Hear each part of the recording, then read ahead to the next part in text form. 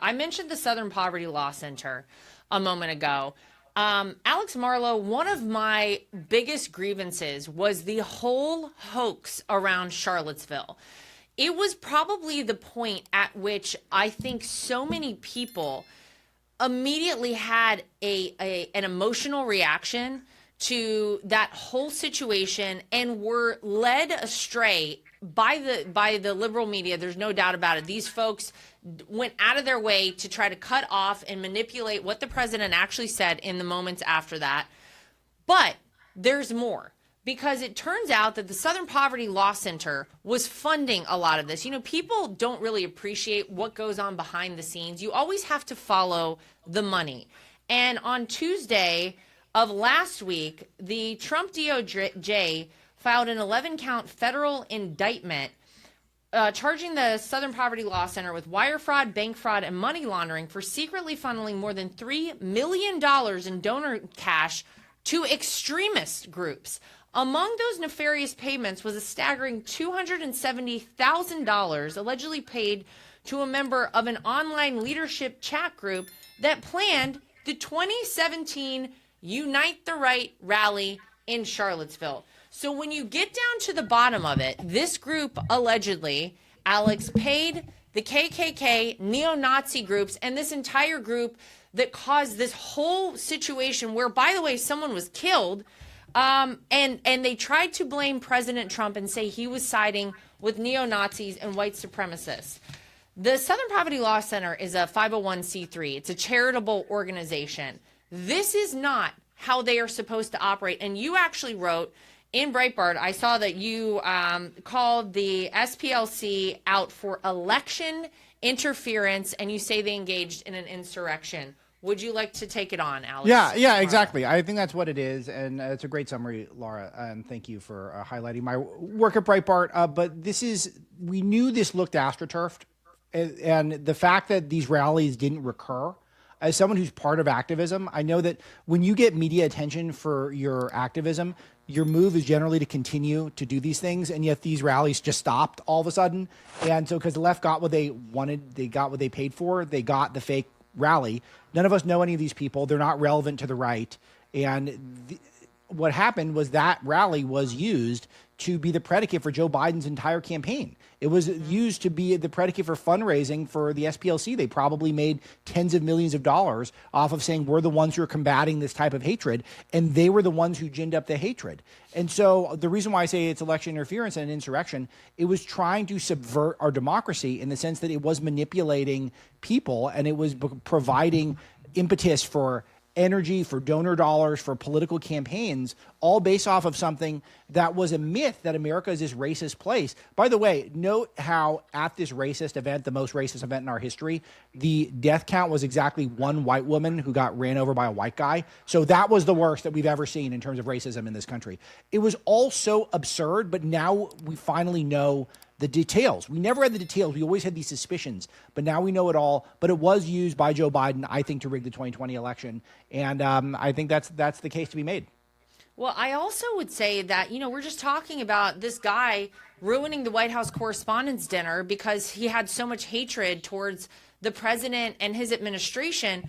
You have to go back, Alex Swoyer, to where does this stuff all start? And obviously this stuff started the day Donald Trump came down the golden escalator in 2015 to announce his run for president. But it was amplified in so many ways by this Charlottesville incident. And by the way, there are other groups who the SPLC gave money to, these extremist, crazy groups. Let me just read very quickly from their website. This is on their About page. The SPLC is a catalyst for racial justice in the South and beyond, working in partnership with communities to dismantle white supremacy, strengthen intersectional movements, and advance the human rights of all people. Except that you guys were actually funneling money to the very groups that you claim you want to fight against. I get so worked up about this because I can't tell you the way that even friends of ours, Alex Swoyer, reacted towards us after this whole Charlottesville situation as though we had something to do with it, as though because we supported the president, we were like white supremacists or something. It was awful. It was an awful time. It was such a divisive time for our country. And that to me was the moment where so much of this stuff started. If you really believe that the president of the United States is a neo-Nazi or a white nationalist or something, of course you're going to have very strong feelings in that direction. They did this on purpose, and these people have to be held accountable. So I'm very happy, for one, that someone is finally addressing this. Thank you to our Department of Justice. Thank you, Todd Blanche, the acting attorney general, for taking this on and for ensuring that at least there's transparency, Alex Swoyer, in this space. Yeah, we need more transparency. So I'm waiting for answers about why the Biden DOJ opened this and then all of a sudden walked away from the case. It begs the question, when we were talking earlier about Marlow's suggestion that this was election interference. I wonder if there were some sort of communications going on. I want to see more of that come out. He also mentioned, Marlow, you said something about like the donations. I have some numbers, and it's all about money, right? So donations tripled after the August 2017 event. They went from 50 million in 2016 to 132 million in October of 2017 after the Unite the Right rally. And if you read the indictment, they had someone bussing people in.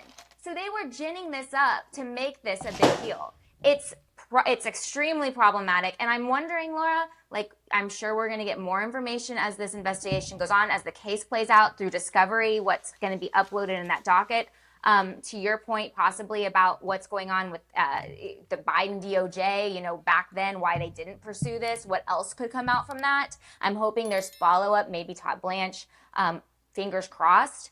And we'll have to see what happens. I'm wondering what other groups could possibly be doing this. We hear a lot about these protests, these paid protests that happen on all of these different cities. I'm wondering what groups are helping funnel them and what else they could be doing. Well, think about the Summer of Love riots. Think about 2020. Think about, and I call them that, of course, in jest, the George Floyd riots, right? Think about how you had these like pallets of bricks showing up on street corners, just, miraculously. Think about the buses of people who we saw moved in and out of places. It didn't get a lot of coverage. Wonder why that is. But you have to ask yourself, again, go back to where the funding comes from for all of this. Go back.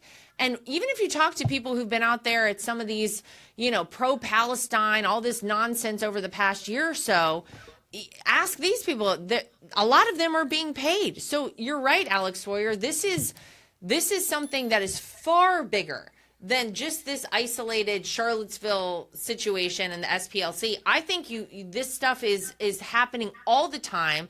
Very little gets reported on it.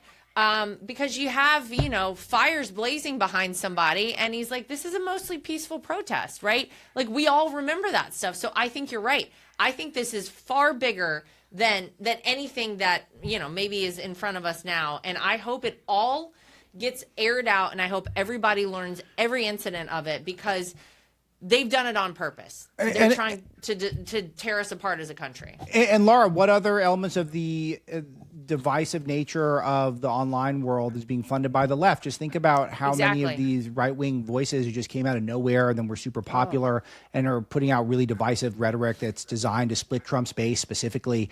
And then they got 16 million views on X, the Everything app, and you're like, I don't think so. It sounds like too many views.